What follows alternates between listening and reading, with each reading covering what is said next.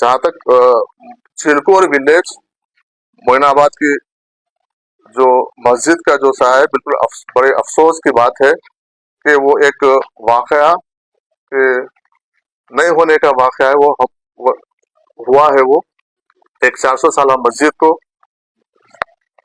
शहीद कर दिया गया है। लेकिन उसके लिए जब हम इसका पूरा इंक्वायरी किए हैं, रिपोर्ट लिए हैं, तो ये कोई शरपसंदी नहीं, कोई रियल एस्टेट अपने पैसों की हवस के लिए इस मस्जिद को शहीद किया है। तो उसको जब उसके बाद हम जब शहीद होने के बाद मुकाम पे पहुंचे, मैं पहुंचे, हमारे टेम्ब्रिज के प्रेसिडेंट साहब पहुंचे और दूसरे जमात के कायदीन पहुंचे और माइनॉरिटी वेलफेयर के सेक्रेटरी तफसीर इकबाल साहब पहुंचे। हम सब पहुंचे, इमीडिएट वहां पर एक्शन में आए, वहां पर मौके के वारदात पर पहुंचे। फिर वहां पर हम इमीडिएट शेड डाल दिए, शेड डाल के बोर्ड डाल दे के वहां पर नमाज शुरू किए। जहां तक उसको दूसरे दिन की जब मीटिंग की बात है, वहां पर मुकामी मुसलमान लोगों से हम बुला के बात की है और गैर गैर हमारे गैर जो हिंदू भाई है उनसे भी हम बुला के बात किए, जिसमें मंदिर के पुजारी भी थे, बात किए थे। सबका मानना यही है कि वो जो हरकत हुई है बिल्कुल गलत हुई है, वो नाकाबिले बर्दाश्त है, चाहे किसी भी मजहब के लोग हो। क्योंकि जमहूरियत में और इंसानियत में और कोई भी मजहब में किसी एक दूसरे की इबादतगाह को शरीर डिस्टर्ब करना या शहीद करना या उसको तोड़ना या किसी की कोई मजहब में इजाजत नहीं, तो वो लोग फिर खुद अग्री कर रहे हैं कि हमारे पास एक गंगा जमुना तहजीब का माहौल है। लेकिन इस तरीके से हरकत करके हम सबको एक, एक शर्मिंदगी की जैसा हमको एक वो किए हैं करके, उसमें हमारे हिंदू भाई भी उसके लिए एग्री हो रहे हैं। और वो इसमें कोई डाउट नहीं है, वो सर्वे नंबर 133 जिसमें 4 गुंठे आते हैं, वो वक्फ की जमीन है। 1950 1954 से 50 से हमारे पास तमाम रिकॉर्ड है, तमाम रिकॉर्ड में वो वक्फ की जमीन है। वहां पर मस्जिद थी और मस्जिद रहेगी। और लोकल के लोगों का भी यही कहना है कि वो जमीन वक्फ बोर्ड की जमीन है। वक्फ बोर्ड की जमीन को लेकर किसी को कोई ऑब्जेक्शन नहीं है। जहां तक मस्जिद की तामीर का जहां तक सवाल है, तो मस्जिद की तामीर की पूरी जिम्मेदारी वक्फ बोर्ड लेगा। हम वहां पर एक टीम को बिल्कुल मुतयन किए हैं। वहां पे एक टीम 24 घंटे हमारी रात सुबह से लेकर शाम तक वहीं पर रही। हमारा एडमिनिस्ट्रेशन से बात हुआ, वहाँ के लोकल के मुसलमान भाइयों से भी बात हुई, लोकल के हिंदू भाइयों से भी बात हुई। वो लोग भी उसको ताउन करने के लिए तैयार है, क्योंकि उनको भी हिंदू उनके भी कम्युनिटी में कुछ लोग शरपसंद लोग उसको डिस्टर्ब करने की कोशिश कर रहे थे। लेकिन गांव के लोग, हिंदू और मुसलमान भाई मुत्तहिद है वहाँ पे। तो लोग ये चाहते हैं कि जो यहाँ का जो माहौल है उसको खराब ना हो, इसलिए वो हमसे एक 2 दिन का टाइम पूछे हैं। 2 दिन का टाइम भी पूछे हैं, क्योंकि कुछ फेस्टिवल वगैरह, बोनाल वगैरह का फेस्टिवल है। उसके बाद क्योंकि गवर्नमेंट की तरफ से भी एक एस्टिमेशन के लिए हमको आ गया है, हम उसको एस्टिमेशन बना के विदिन 7 डेज के अंदर हमको एस्टिमेशन बना के सबमिट करने के लिए बोले हैं।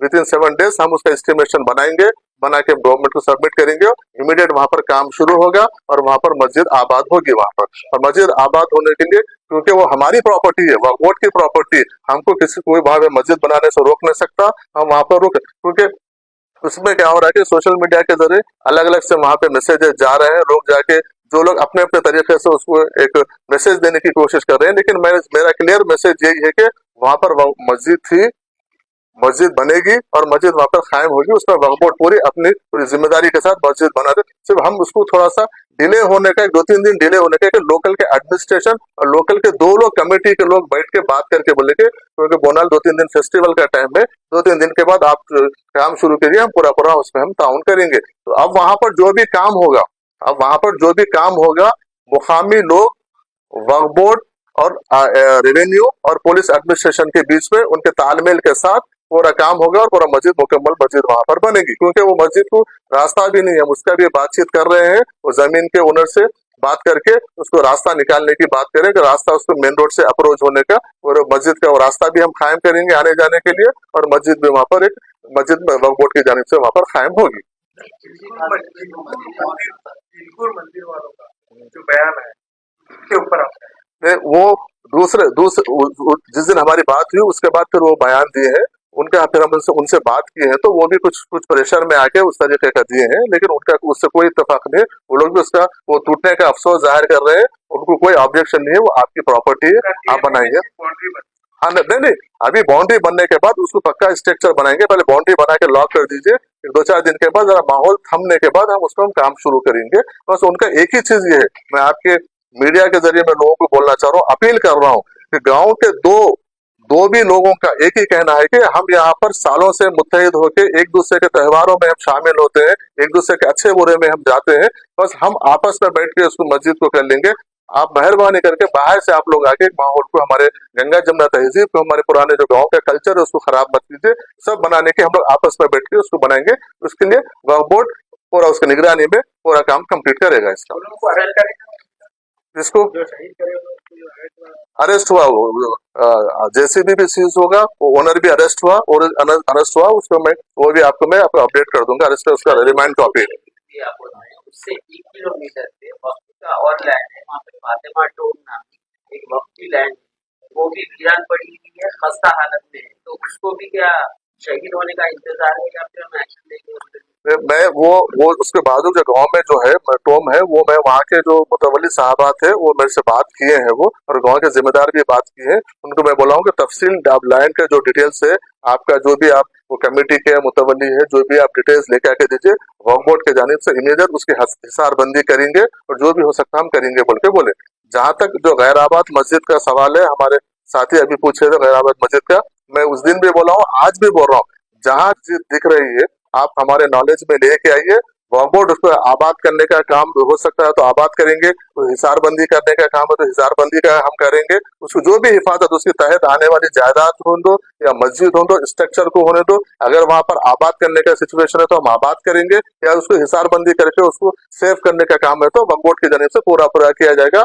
मैं आपके जरिए तमाम लोगों से अपील कर रहा हूँ, ऐसे कहीं भी रहे तो आप हमारी नॉलेज में लेके आएंगे, इमीडिएट उसके ऊपर वक्फ बोर्ड उसके ऊपर एक्ट करेगा। बजट आ गया तो रास्ते में भी 2-3 दिन पहले मालूम हुआ कि पिछले 2 से 3 साल से जो लोकल स्कॉलरशिप्स है कॉलेज और स्कूल्स की, वो नहीं दी जा रही, तो 3 साल से ठेले हैं।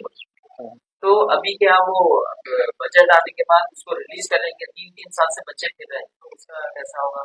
पिछली बार का तो बजट नहीं मालूम, लेकिन अब जो बजट है ये हमारे बजट का इमीडिएट गवर्नमेंट है, सो इसको इमीडिएट आप देखिए। पिछले गवर्नमेंट आने के बाद पिछले बजट में वो लोग लेके हम बजट रिलीज करके उसको वैसे रख दिए थे, लेकिन ये गवर्नमेंट, कांग्रेस गवर्नमेंट आने के बाद 4 महीने में 600 करोड़ गवर्नमेंट इमीडिएट स्पेंड कर दी माइनॉरिटीज के लिए। तो माइनॉरिटीज का जो बजट हम जो होसा वही हम वहाँ पे बजट में रखे। तो हुकूमत का ये सिर्फ फिगर देके खुश करने का नहीं है, कांग्रेस हुकूमत का, हमारे रेवंत रेड्डी साहब का, हमारा यही है कि जो हम बजट रिलीज जो हम वादा किए हैं उसको पेपर पे लाएंगे, और जो पेपर पे लाएंगे उसको एग्जीक्यूट करेंगे। तो जितना भी बजट हमको एलोकेट किया गया, हम तमाम लोग मिलके उसको रिलीज करवाएंगे और स्पेंड करने का भी हम काम करेंगे।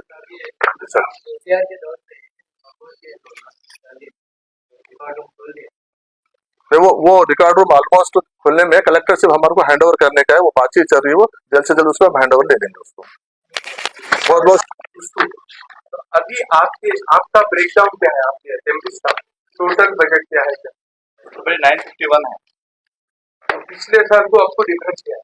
783 था पिछले साल, 951 है, वही तो बता रहा हूँ। 21% एडिशनल बजट आया है।